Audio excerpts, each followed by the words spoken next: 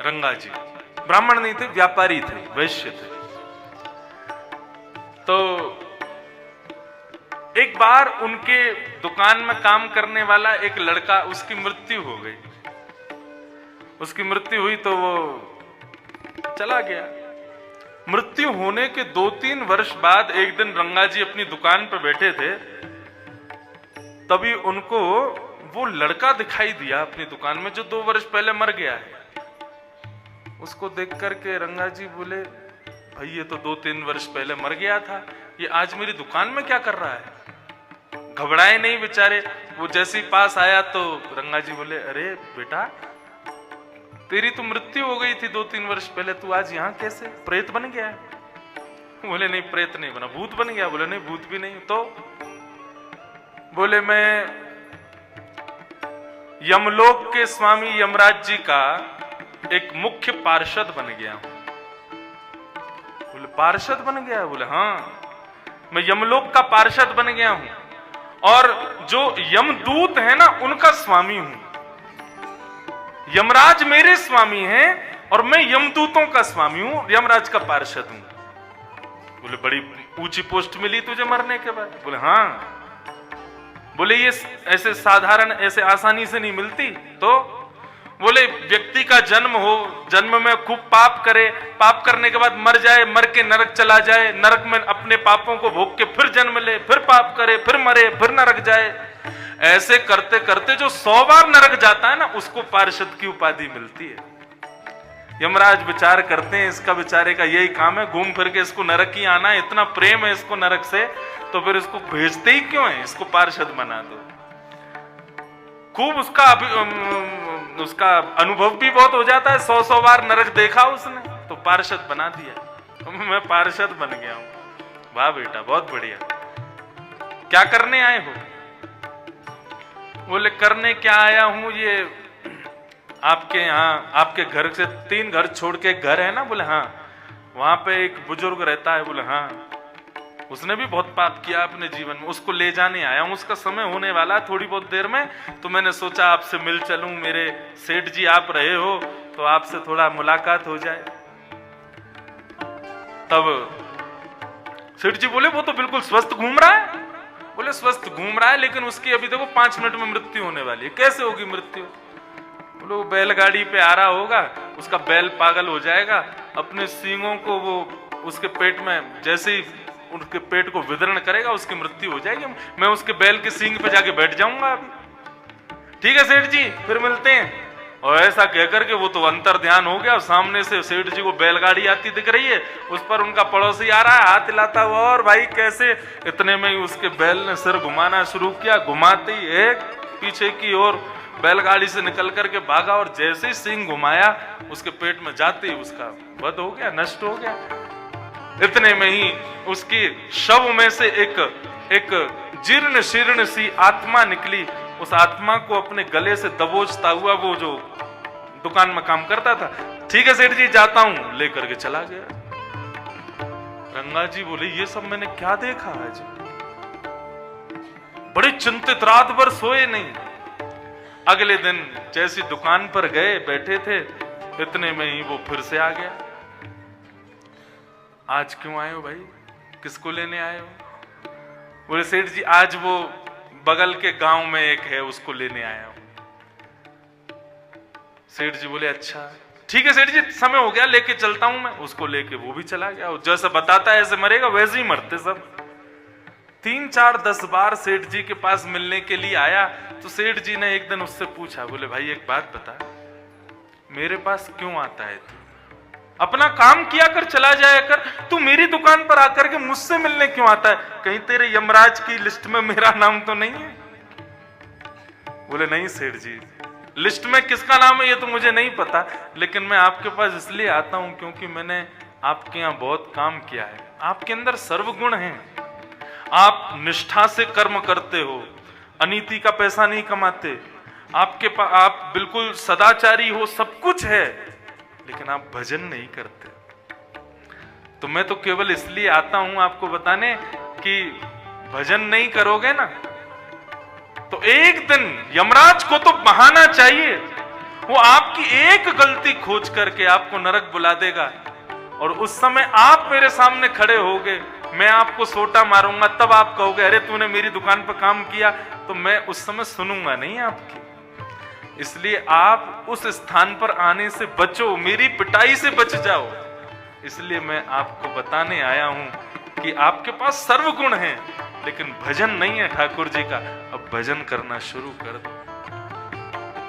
गंगा जी भजन करना शुरू कर देते हैं। बोले कि भगवान की कितनी बड़ी कृपा, मुझे उन्होंने संकेत दिलवा दिया कि भाई भजन भी शुरू कर दो, तो भजन करना शुरू किया। एक दिन उनका वो दुकान का लड़का एक दिन उनको फिर मिल गया। उन्होंने उसको बोला सुन भाई, आज किसको लेने आया? बोले आज वहां पे उसको लेने आया हूं। बोले अच्छा, मेरा एक काम करेगा? बोले हाँ। बोले जिस दिन यमराज जी तुझसे बड़े प्रसन्न हो ना, बोले अच्छा, उस दिन यमराज जी से जरा यूं बोल देना कि प्रसन्न होके वो तेरे को कुछ देने की इच्छा रखें, तो उनसे कह देना कि हमारे सेठ जी नरक और स्वर्ग देखना चाहते हैं। बोले क्यों, आप क्यों देखना चाहते हो? बोले मैं इसलिए देखना चाहता हूं क्योंकि अब मैंने भजन शुरू कर दिया है, सत्संग भी मैं करता हूं, लोगों को थोड़ा ज्ञान उपदेश करता हूं, एक बार नरक स्वर्ग देखाऊंगा तो मुझे थोड़ा अनुभव हो जाएगा, तो मैं और थोड़ा लोगों को समझा पाऊंगा, नरक जाने से लोग बचें ऐसी उनको फिर प्रेरणा दे पाऊंगा, अनुभवी हो जाऊंगा।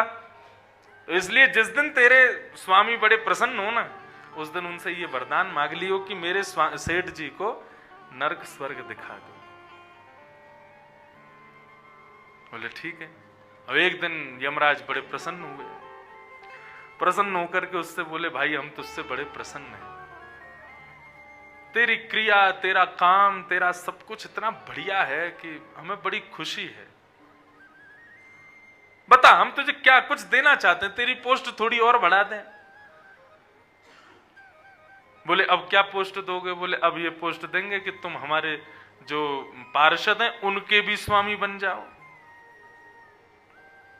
बोले भगवान ये पोस्ट तो मैं बाद में ले लूंगा, लेकिन आज मैं कुछ मांगना चाहता हूं आपसे। बोले क्या मांगना चाहते हो? बोले अपने पूर्व जन्म में मैं जिन सेठ जी के यहाँ पे काम करता, मैं उनसे बड़ा प्रभावित था, क्योंकि वो इंसान बहुत अच्छे थे, भजन वजन नहीं करते थे। तो एक दिन मैंने उनको संकेत कर दिया, प्रभु उनकी इच्छा है, वो जीते जी एक बार नरक और स्वर्ग देखना चाहते, आप कृपा करके आज्ञा दो कि मैं उनको लेके आऊं और नरक और स्वर्ग का दर्शन कराऊं। तो यमराज जी बोले, हंसे पहले तो बहुत जोर से, हंस करके बोले अपने सेठ जी को बोल दो नहीं रहे यहां में, नरक स्वर्ग यदि देख लिया तो यहीं पागल हो जाएंगे, जाने योग्य नहीं बच पाएंगे, यहाँ की स्थिति बहुत विचित्र है। बोले अब जो भी हो, लेकिन उनकी इच्छा है, मैंने उनको वचन दिया कि मैं पूर्ण करवाऊंगा, आप कृपा करके कर दो। यमराज जी बोले ठीक है, जाओ अपने पार्षदों को लेकर के जाओ और सेठ जी को लेकर के आओ, उनको दिखाओ, नरक दिखाओ, फिर स्वर्ग दिखाना। ठीक है।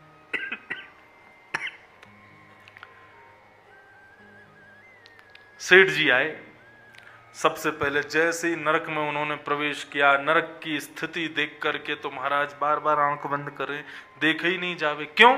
क्योंकि नरक आने वाले व्यक्ति को यातना देह मिलता है। एक बार मुझसे प्रश्न किया था किसी बच्चे ने कि जब शरीर हमारा पृथ्वी पर ही रह जाता है तो फिर नरक के कष्ट और स्वर्ग के भोगों को महसूस कौन करता है? क्योंकि आत्मा को तो कुछ महसूस होता नहीं, आत्मा तो नश्वर है, तो उसको जब यातना महसूस नहीं हो सकती, उसको कोई जला नहीं सकता, मार नहीं सकता, उसको कोई सुख भोग नहीं सकती, तो फिर नरक स्वर्ग के ये जो सुख और दुख हैं ये कौन भोगता है?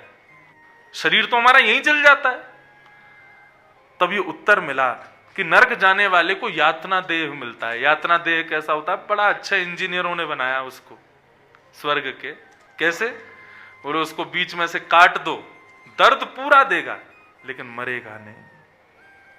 उसको उठा के पत्थर पर फेंक दो, हड्डियां टूट जाएंगी तुम्हारी, चलने लायक नहीं बचोगे, लेकिन मरोगे नहीं। खौलते हुए तेल में जिसका एक छींटा हमारे अंग पर पड़ जाता है तो हम मचल जाते हैं, उस खौलते हुए तेल में तुमको पूरा का पूरा डाल दिया जाएगा, पकोड़े जैसे फूल जाओगे लेकिन मरोगे नहीं। मतलब दर्द पूरा मिलेगा लेकिन मृत्यु नहीं मिलती। ये नरक है। और स्वर्ग, स्वर्ग में यातना देह मिलता है। यातना देह मतलब इस संसार में जो कुछ भी आप नहीं चाहते कि हमारे संग हो, जैसे कि बुढ़ापा कभी नहीं आवे, स्वर्ग में कभी नहीं आएगा। हमारी दाढ़ी बड़ी बड़ी ना हो, मैं अब तो आजकल के बच्चों को तो चाहिए कि दाढ़ी बड़ी हो, बाल बड़े हों। मतलब तुम जैसा स्वयं को देखना चाहते हो ना, वैसे तुम हो जाओगे। तुमको उसको करने के लिए कुछ और आवश्यकता नहीं। यातना देह में शरीर जो है वो ना तो वृद्ध होता है, ना उसके भीतर कोई और विकार आते हैं। ऐसा यातना देह।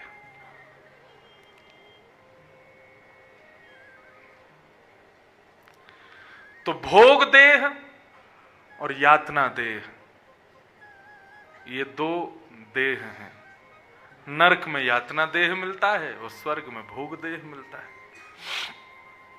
बहुत ध्यान से सुनो सब लोग। तो वो जैसे ही पहुंचे नरक में, नरक के उन्होंने जैसी यातनाओं को देखा, व्यक्ति ने कैसे कैसे कर्म किए हैं उसके अनुसार उसको वैसे वैसे भोगने पड़ रहे थे। राम राम राम, वो सब देख करके सेठ जी का तो दिमाग खराब हो गया। सेठ जी बोले मुझको यहां से लेके चलो। इतने में यमराज प्रकट हो गए। बोले नहीं जा पाओगे। क्यों? बोले क्योंकि आपका भी एक कृत्य ऐसा है जिसकी वजह से आपको नरक में आना पड़ेगा, नरक में रुकना पड़ेगा। बोले मैंने ऐसा कुछ नहीं किया, मुझे पूरे जीवन का याद है, मैंने ऐसा कुछ भी नहीं किया है। बोले किया है। बोले क्या? बोले एक आपके गांव का चम्रकार है, चप्पल बनाता है, उससे आपने एक दिन अपनी चप्पल का कुछ करवाया था। बोले हाँ। उसने कितने रुपए बताए थे? बोले 5 रुपए। आपने दिए कितने? बोले 3 रुपए। 2 रुपए क्यों नहीं दिए? बोले मैंने कहा अरे तुम हमारे गांव के हो भाई, ये तो 3 रुपए का काम था, 5 क्यों ले रहे हो? तुमने 2 काटे उसके। हाँ। तो वही चम्रकार अभी 2 वर्ष पहले मर गया। बोले हाँ, वो यहीं पर यातनाएं भोग रहा है। उसको जिसने यातनाएं दी उनको भी यातना भोगने आना तो पड़ेगा। आपके 2 रुपए ने उसको बेचारे को पूरी रात नहीं सोने दिया था, तो उस यातना को आपको भोगना पड़ेगा। अब तो वो इतने घबरा गए, बोले कि अब क्या करें, वो कहाँ है चम्रकार, यहीं पे हमारा कुछ लेन देन करवा दो, 2 रुपया दे दूंगा मैं उसको। भारतीय मुद्राएं नहीं चलती नरक में, क्या करें फिर? तो यमराज ने उपाय बताया। बोले कि आप एक काम करो, 2 रुपए की जितनी चमड़ी होनी चाहिए उतनी अपनी चमड़ी दे दो उसको, तो तुम्हारा वो जो दोष है वो उतर जाएगा। सेठ जी का तो सिर घूमने लगा। बोले भाई ये नरक है, मेरे से एक अपराध हुआ है जीवन में, वो भोगने भी मुझे यहां आना पड़ेगा। अभी यहां से जाते ही भजन शुरू कर दूंगा, मैं तो दिन रात भजन करूंगा, यहां ना आना पड़े बस। गए सेठ जी से, जैसे चम्रकार मिला तो रोने लगा। बोले सेठ जी आपने उस दिन बहुत बुरा किया, मेरे 2 रुपए मेरी मेहनत के काटे आपने, दो चमड़ी दो। कितनी होगी? तो महाराज 2 हाथ चमड़ी सेठ जी की नोची, दी उसको, तब जाकर के थोड़ा तो भोगना ही पड़ेगा, नरक है। सेठ जी बेहोश होने लगे। उससे बोले, पार्षद से बोले मुझे स्वर्ग ले चलो, मैं यहां रुक नहीं पा रहा हूं, मुझे वहां का दृश्य देखना है। जैसे स्वर्ग लेकर के गए तो उनका बिल्कुल नवीन स्वरूप हो गया, दाढ़ी वाड़ी सब गायब हो गई, बिल्कुल सुंदर यौवन हो गया, कटाक्ष नेत्र हो गए, ये जुल्फियां लहरा रही हैं उनकी, तो बिल्कुल जो खाने की इच्छा हो, प्यास लगे तो पानी प्रकट हो जाए, भोजन की इच्छा हो तो भोजन प्रकट हो जाए, और कभी कुछ देखने की इच्छा हो, ऐसी इच्छा हो कि मैं समुद्र किनारे बैठ जाऊं तो समुद्र दिखने लग जाए, अरे मेरी तो पहाड़ों में जाने की इच्छा है तो बर्फीले पहाड़ प्रकट हो जाएं। जो विचार करें, क्योंकि वहां पर कल्प वृक्ष है ना, जो कल्पना करोगे वो तुरंत प्रकट होता है। सेठ जी बोले ये कितना बढ़िया है स्वर्ग। हम पृथ्वी में जितने सुख भोगते हैं, जितने सुख देखते हैं, सब तुच्छ हैं इसके आगे। और ये बात बिल्कुल स्पष्ट है, शास्त्रों में आ गया, महाराज जी को पता होगा कि हम जिस प्रकार सूकर कुकर को उनका भोजन खाते हुए उनके प्रति हीन भावना रखते हैं ना, ऐसे ही जब हम दाल कचौड़ी और ये सब खाते हैं तब देवता हमको हीन भावना से देखते हैं। राम राम, क्या खा रहे हैं, ये कोई खाने की चीज है? देवता अमृत चखते हैं और उस अमृत को चखने में जो सुख उनकी जिह्वा को मिलता है ना, वो सुख उसका वर्णन नहीं किया जा सकता। तो ऐसा वर्णन है कि जब हम किसी जानवर को उसका भोजन खाते हुए उसके प्रति हीन करते हैं, ठीक वैसे ही देवता मानवों के भोजन को देख के हीन भावना करते हैं। और उन देवताओं को देख करके वैकुंठ में विराजमान जो नित्य ठाकुर जी के पार्षद हैं वो हीनता रखते हैं। बताओ, इनमें स्वर्ग में इनको अमृत में ही सुख मिल रहा है। इन्होंने कभी ठाकुर जी का सेवन नहीं किया ना, ठाकुर जी के दर्शन का सेवन नहीं किया। वैकुंठ में तो कुछ खाने पीने की भी आवश्यकता नहीं, ठाकुर जी का दर्शन करो तुम पूर्ण तृप्त हो जाओगे। ऐसा एक विषय बताया गया। तो जैसे स्वर्ग में पहुंचे, वहां के भोगों को देख करके बोले भाई जीवन में यहां आना चाहिए एक बार। गजब, जहां देख रहे हैं अप्सराएं नृत्य कर रही हैं, सुंदर सुंदर वृक्ष, सुंदर सुंदर हवा चल रही है, गर्मी का दूर दूर तक नामो निशान नहीं। बैठने की इच्छा हो तो मखमली गद्दा आ जाता है, लेटने की इच्छा हो तो बिस्तर प्रकट हो जाता है, कुछ खाने की इच्छा हो तो कितना भी खाओ पेट भरेगा ही नहीं तुम्हारा, मोटे हो गए नहीं, बुढ़े हो गए नहीं, सब इतना बढ़िया। तभी चलते चलते आगे उनका प्रवेश हुआ। पृथ्वी में पुण्य करने वाले लोग कैसे भोगते हैं स्वर्ग के सुखों को, वो देखने के लिए उनको देख रहे थे। बोले इसने क्या किया? बोले इसने आश्रम बनवाया था, तो यहां स्वर्ग में इसको इतना प्लॉट मिल गया, अब ये घर बना के यहां रहता है। अच्छा, आगे को गए, बोले ये क्या कर रहा है? बोले कि इसके सामने 56 भोग रखा है, खूब खाता है, इसका पेट नहीं भरता और ये मोटा भी नहीं होता। क्यों? इसने क्या किया? बोले संतों को बहुत भोजन कराया, ब्राह्मणों को खूब इसने दान दक्षिणा किया। अच्छा, आगे आगे चलते चले गए, तभी उन्होंने देखा एक व्यक्ति सुख भोग रहा है, अप्सराएं नृत्य कर रही हैं, सुंदर सुंदर वाद्य बज रहे हैं, सुंदर संगीत की सुर लहरियां चल रही हैं, लेकिन वो सुनते सुनते सुनते सुनते मूर्छित होकर के गिर जाता है। और मूर्छित जैसे ही होता है तो अप्सराएं आती हैं, फिर उस पर पानी का छिड़काव करती हैं, जैसे तैसे उसको होश में लाया जाता है। वो फिर से होश में आता है, होश में आकर के और फिर जो है अपनी फिर से वो क्रियाओं का दर्शन करता है, फिर से सुख भोगता है, लेकिन फिर से मूर्छित होकर गिर जाता है। सेठ जी बोले ये क्या हो रहा है?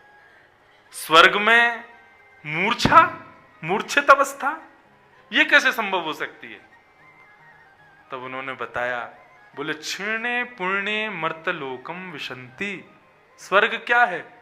जितने पुण्य हैं उतना भोगोगे, लेकिन पुण्य क्षीण होते ही तुमको पृथ्वी में गिरना पड़ेगा। सेठ जी बोले तो क्या इसके पुण्य क्षीण हो रहे हैं जो ये बार बार मूर्छित हो? बोले इसके पुण्य क्षीण नहीं हो रहे, इसकी कर्मों से क्षीण नहीं हो रहे हैं। तो बोले अभी अभी इसके घर में एक व्यक्ति ने जन्म लिया है। बोले अच्छा। बोले वो बहुत बड़ा पापी है, जितने इसने पुण्य किए उतने ही वो पाप कर रहा है, वो इसका नाती है। बोले अच्छा। तो बोले वो जब जब पाप करता है तब तब इसका पुण्य खत्म हो जाता है, ये मूर्छित होकर गिर पड़ता है। बोले अब वो इतना पाप कर रहा है, इतना पाप कर रहा है कि उसका पाप का प्रभाव है कि इसके कुछ मिनटों में इसके सारे पुण्य नष्ट हो जाएंगे और ये पृथ्वी में चला जाएगा। और जैसे सेठ जी देखने लगे, देखते ही देखते वो व्यक्ति वहां अप्सराओं के मध्य से मूर्छित हुआ और मूर्छित होते ही सीधा पृथ्वी में उसका पतन हो गया। किसकी वजह से? उसके कुल में जन्म लेने वाले एक बालक के दुष्कर्मों की वजह से। सेठ जी बोले देख लिया मैंने, मैं समझ लिया, ना तो स्वर्ग उचित है ना नरक उचित है। नरक तो है ही नहीं, लेकिन स्वर्ग भी उचित नहीं है। क्यों? क्योंकि पुण्य करके तुम चले तो जाओगे स्वर्ग, लेकिन आगे के वंश वालों की क्या गारंटी है कि वो भी तुम्हारी तरह होंगे? यदि उन्होंने पाप किया उससे तुम्हारा पुण्य क्षीण हो जाएगा। इसीलिए तो मैंने पहले दिन कहा था कि पुण्य का क्या करना है, यही यहीं से शुरू होता है भागवत धर्म। कायेन वाचा मनसेन्द्रियैर्वा बुद्ध्यात्मनाभानुसृत स्वभावात् करोमि यत् यत् सकलम परस्मै नारायणायेति समर्पये तत्। पुण्य कमा के बच्चों के लिए, परिवार के लिए छोड़ के मत जाओ, और पुण्य कमा करके ठाकुर जी को अर्पित कर जाओ। क्यों? बोले क्योंकि यदि परिवार को दिया, बच्चों को दिया, पूत कपूत तो क्यों धन संचय, पूत सपूत तो क्यों धन संचय। पूत यदि कपूत है तो उसके लिए धन सिंचन क्यों करना, बर्बाद कर देगा एक दिन। और पुत्र यदि सुपुत्र है तो भी क्यों सिंचन करना, अपनी सुपुत्रता से ही कमा लेगा, अपने सुंदर भाव से वो कर लेगा उसको जो करना है।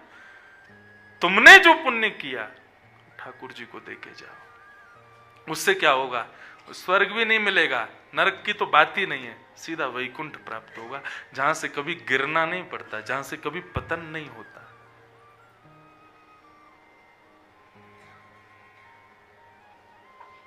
भजन बिन नर मरकट के भूत, पद मुझे बहुत प्रिय है।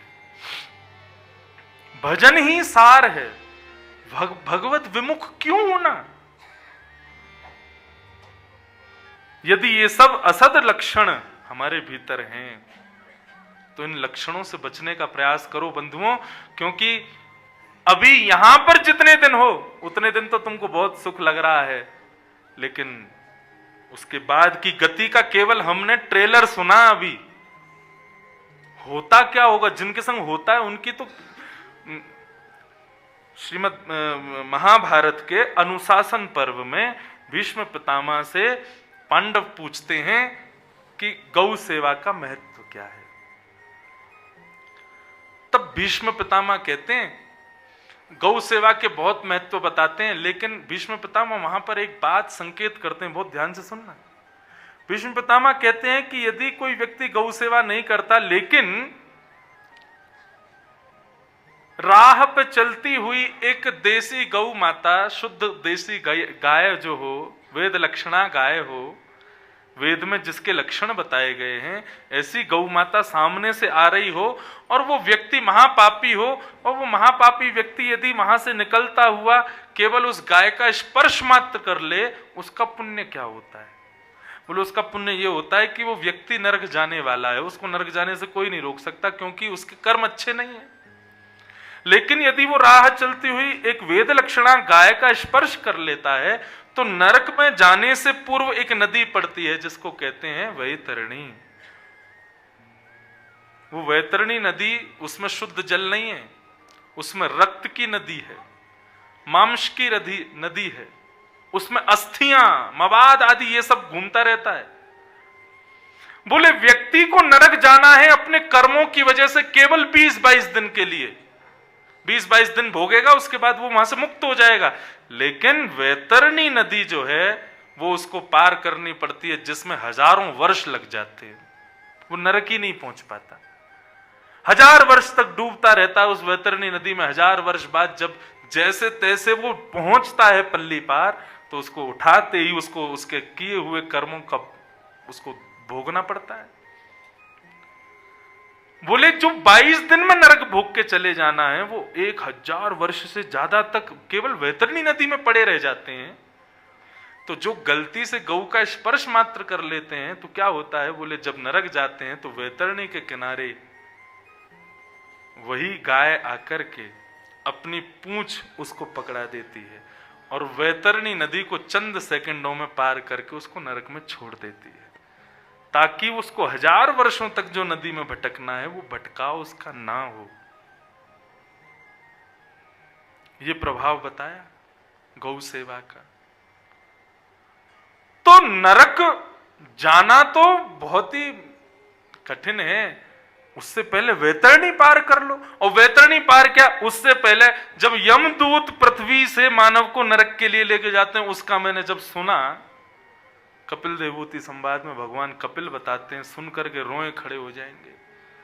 बोले जब मानव को नरक ले जाने के लिए आते हैं यमदूत, उसको यातना देह पकड़ा दे करके उसके गले में फंदा बांधते हैं और कितने हजार कितने लाख किलोमीटर प्रति घंटा की रफ्तार से वे चलते हैं और उस मानव को घसीटते हुए लेकर के जाते हैं नरक तक। मतलब बोले बीच रास्ते में मानव की इच्छा हो जाती है कि मैं मर जाऊं, मैं कैसे भी करके मेरे प्राण निकल जाएं। रास्ता इतना दुर्गम है तो नरक की तो सोच करके आप क्या विचार करो, क्यों जाना है ऐसे नरक में। और जिस नरक से साधारण सा, सरल सा, अति पवित्र, अति सरल भगवत नाम बचा सकता है, लोग फिर भी उस नाम को नहीं गाते। किमाश्चर्यमतः परम, यक्ष ने प्रश्न किया युधिष्ठिर जी से। अच्छा एक बात आपको बताऊं, मैंने वैसे तो अफवाह के रूप में सुना है, लेकिन हो सकता है शायद सत्य हो। बाकी यहाँ बद्रिकाश्रम में बैठे सब संत जन विराज रहे हैं, ये यक्ष की भूमि है, यक्षों की। और यहाँ के स्वामी हैं भगवान बद्रीनाथ के बगल में बैठे रहते हैं ना, मुखमंडल दिखता है उनका, कुबेर, वो यक्ष राज हैं। और ये यक्ष की नगरी है, यहाँ पर आगे ही अलकापुरी है, वहीं से अलकनंदा जी आ रहे हैं। तो ये यक्षों की भूमि है, ऐसा मैंने सुना है। अब सत्य है कि नहीं पता नहीं। अगर कोई व्यक्ति यहाँ पहाड़ों पर विचरण करे, अकेला विचरण करे, और ज्यादा सुगंधी लगा करके विचरण करे या ज्यादा चमकीले वस्त्र पहन करके विचरण करे, तो यक्ष उसको पकड़ लेते हैं, यक्षिणियां पकड़ लेती हैं, यक्ष यक्षिणियां उसको पकड़ लेती हैं। मैं अभी 1 महीना पहले आया था बद्रीनाथ, तो अपने बाल योगेश्वर दास जी महाराज वो थे संग में, तो हम लोग माना से ऊपर, मैं गया हूँ पूरा, यहाँ पे आगे तक गए हैं, चरण पहाड़ी से भी आगे तक खूब गए हैं, वहां पे माना से भी आगे वसुधारा उसका दर्शन करने गए, उससे भी आगे रास्ता जाते हैं लोग। तो वो मेरे को, उन्होंने मुझे बताया, बोले महाराज यहाँ ज्यादा इत्र लगा के, ज्यादा परफ्यूम लगा के, ज्यादा चमकीले वस्त्र पहन करके पहाड़ों पे नहीं जाना चाहिए अकेले। मैंने कहा क्यों? बोले यक्ष यक्षिणियां पकड़ लेती। हमारे संग एक पंडित जी थे, तो वो बोले कल मैं अकेला जाऊंगा, देखें तो सही कैसी होती है देखें तो सही कैसे होते हैं। तो जब महाभारत में वर्णन आता है कि 5 पांडवों में से 4 जल पीने गए, मूर्छित हो गए, युधिष्ठिर उनके पास गए तो यक्ष प्रकट हो गए, यक्षराज ने प्रश्न किए। आश्चर्य क्या है? उन प्रश्नों का उत्तर दोगे तो मैं इन 4 को जीवित कर दूंगा। तो शायद ऐसा ही होता होगा कि यक्ष पकड़ लेते होंगे और पकड़ करके बोलते होंगे चलो हमारी अलकापुरी में। क्यों? बोले वहां पे दास दासियों की नौकरी करवाएंगे तुमसे, और आप कहोगे कि हमें छोड़ दो, नहीं हमें वापस घर जाना है, तो फिर वो प्रश्न करेंगे। उन प्रश्नों का यदि तुमने वेदोक्त उत्तर नहीं दिया, ले जाएंगे पकड़ करके। अब कहते हैं लोग मार देते, मारेंगे काहे को? यक्ष नगरी बहुत बड़ी है, वहां जाके काम वाम कुछ करवाएंगे, लो झाड़ू पोंछा करो, बर्तन करो।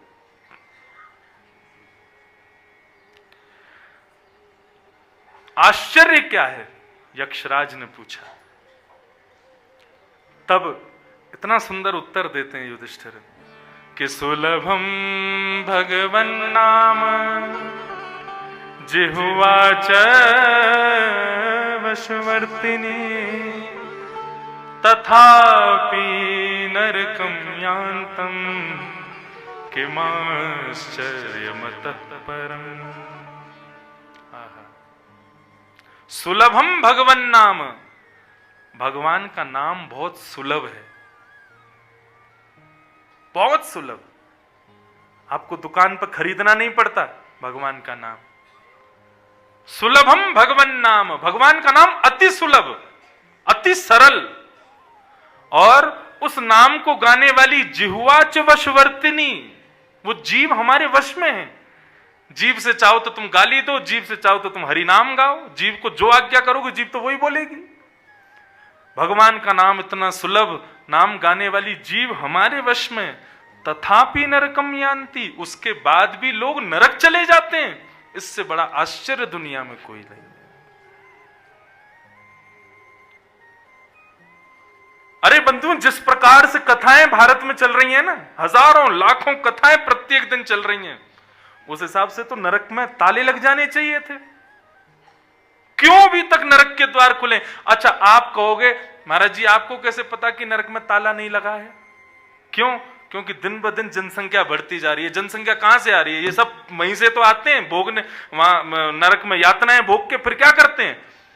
फिर उनको दोबारा जन्म लेना पड़ता है। बोले जाओ फिर से जन्म लो और पुण्य करके या फिर भगवत भजन करके नरक से बचो, नहीं तो फिर नरक में आना पड़ेगा। ये रोज के जो जन्म हो रहे हैं, हर सेकंड में 2 लोग जन्म ले रहे हैं, इसका मतलब क्या है? नरक के द्वार अभी भी खुले हैं। भगवान का नाम इतना सुलभ, गाने वाली जीव हमारे वश में, फिर भी लोग नरक में जा रहे हैं। इससे बड़ा आश्चर्य दुनिया में कोई नहीं है।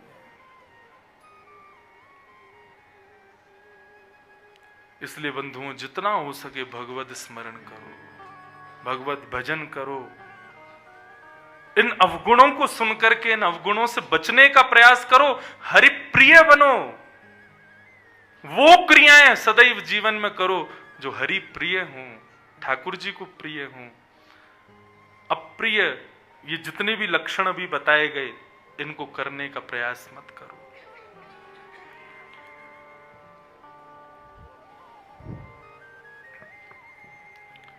और क्या कह रहे हैं? चमस कहते हैं, धनम च धर्मैक फलम यतो वै ज्ञानम सविज्ञानमनु प्रशांति ग्रहेषु यज्जन्ति कलेवरस्य मृत्युम न पश्यन्ति दुरंत वीर्यम्।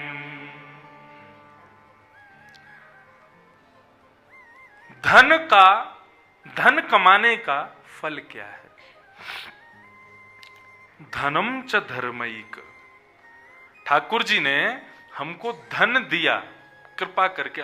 भले हमारे श्रम को देख करके, हमारी मेहनत को देख करके, हमारे भावों को देख करके ठाकुर जी ने कृपा करके हमको धनवान बनाया। लेकिन धनवान बनने का फल क्या है? हम धनवान क्यों बने हैं?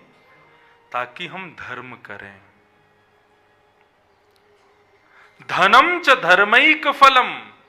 धनवान होने का फल क्या है? बोले उस धन से धर्म करो, ना कि उस धर्म से अति भोग भोगो। शब्द पर ध्यान देना, अति भोग। भोगो जितना आपके लिए जरूरी है, उतना उस धन से स्वयं के लिए भोगो। लेकिन अतिभोग क्या है? साधारण भोजन पाना, साधारण रूप से रहना, ठीक है, बढ़िया बड़ा बंगला बना करके उसमें रहना, अपना व्यापार आदि करना, ये सब भी एक प्रकार से सामान्य भोग हैं। अति भोग क्या है? व्यसनों को जीवन में लाना, ये अति भोग है। हम किसी व्यसन के आदी हो गए। जरूरी नहीं है हमारे शरीर को कि व्यसन लगे, लेकिन हम फिर भी उस व्यसन में पड़े हैं, ये अति भोग है।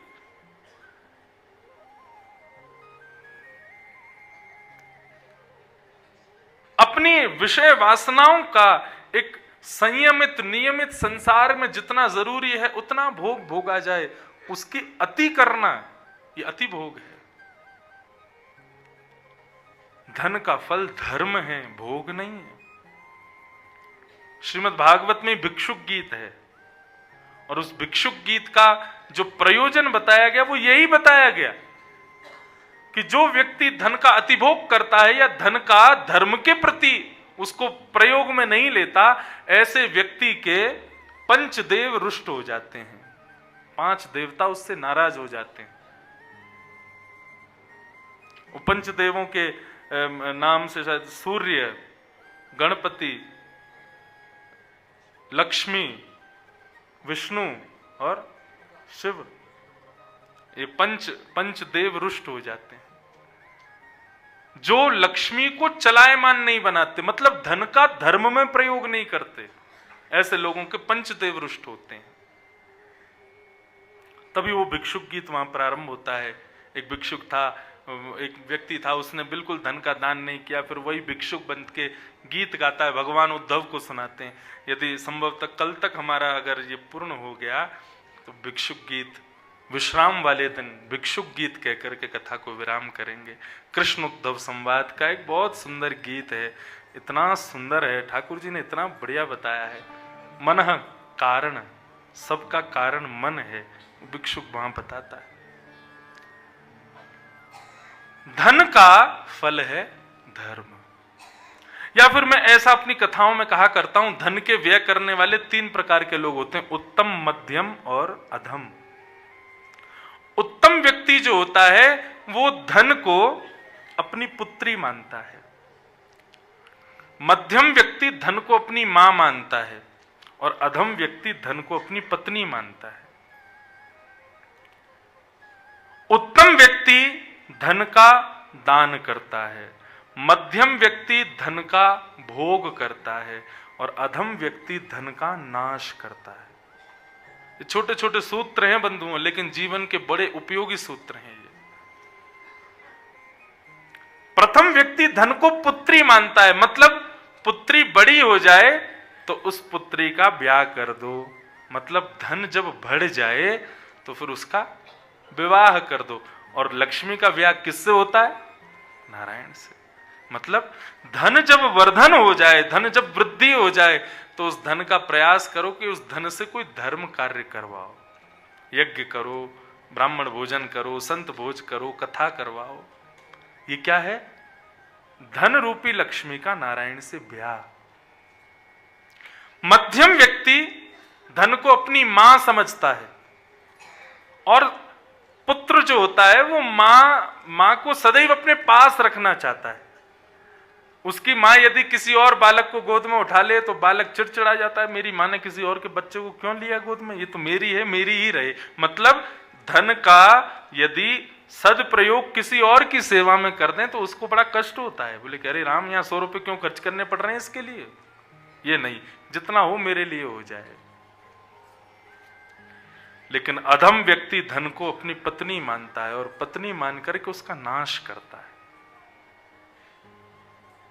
जैसे रावण, उसने पत्नी बनाने का प्रयास किया, आज तक जलता है बेचारा दशहरा मैदान में।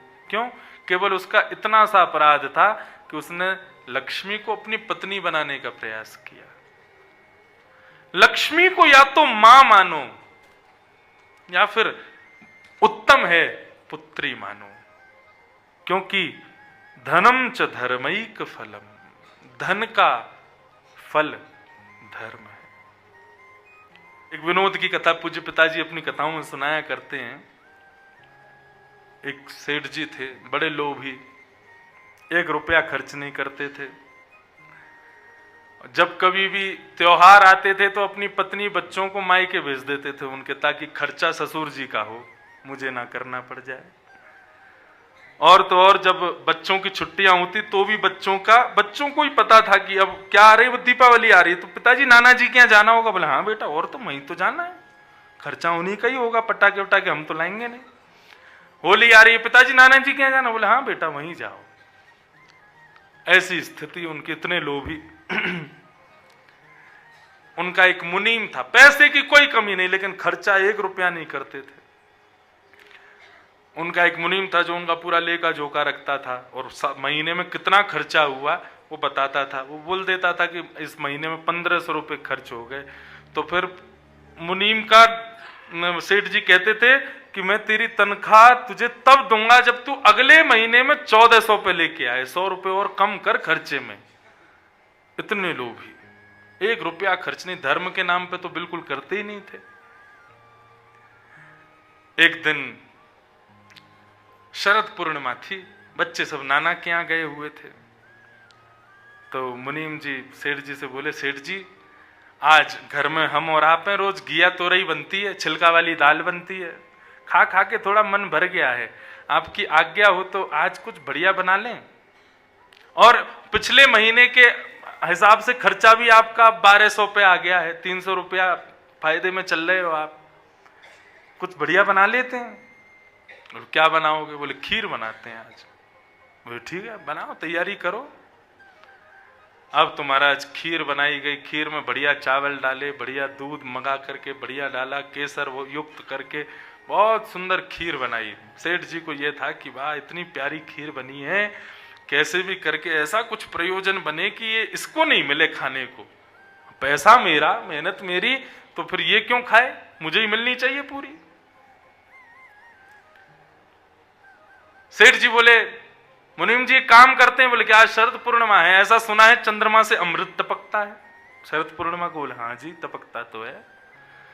बोले एक छींके पर इस मटके को टांग दो, उसमें खीर रख दो, और रात्रि में ऊपर से चंद्रमा की प्रकाश में शायद हो सकता है अमृत की बूंद आ जाए, खीर हमारी और बढ़िया हो जाए, और फिर सुबह उठ करके इस खीर को खाएंगे, लेकिन शर्त एक है। बोले क्या?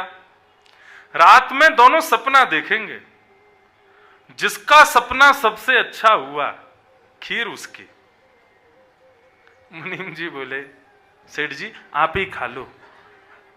मैं क्या, मुझे सपने अपने नहीं आते। वो नहीं नहीं नहीं, बिल्कुल नियम तो नियम है, उसी हिसाब से खाएंगे। सपना देखना पड़ेगा रात में अच्छा वाला, जिसका अच्छा सपना होगा वो सवेरे खीर खाएगा। मुनीम जी बोले प्रभु क्यों जिद कर रहे हो, मैं कुछ और देख लूंगा, मैं तो, मुझे जरूरत भी नहीं, आप खा लो पूरी। बोले देखो मैं ना बहुत नियम का पक्का हूं, हिसाब से दूंगा तुमको, तुम्हारा सपना अच्छा हुआ तुमको मिलेगी, लेकिन मेरी हुई तो मेरे को मिलेगी। मुनीम जी बोले ठीक है, तो फिर रात में यही होने दो। रात में सेठ जी सो गए, मुनीम भी अपने कमरे में चला गया। मुनीम ने रात में सोचा, बोले खीर तो मिलनी नहीं है सवेरे, क्योंकि सेठ जी इतना ऊंचा सपना देख के आएंगे जो मेरी सोच से भी परे हो, खीर तो मिलनी नहीं है, तो क्या करें? तो बोले अब जो होगा सो सवेरे देखेंगे, खीर खा जाओ रात में। और मुनीम उठ करके गया, छींके से खीर उतारी, पूरी खीर खा गया, और खीर खा करके बिल्कुल चाट करके एक बूंद नहीं छोड़ी, उसको बर्तन को धो धा के बिल्कुल एक दाना उसमें ना रह जाए, और यथावत जहां टंगा था वहीं रख करके मुनीम सो गया। अब सुबह जो होगा सो देखा जाएगा। प्रातःकाल सुबह हुई, स्नान करके दोनों बैठ गए, छींके पे अभी खीर टंग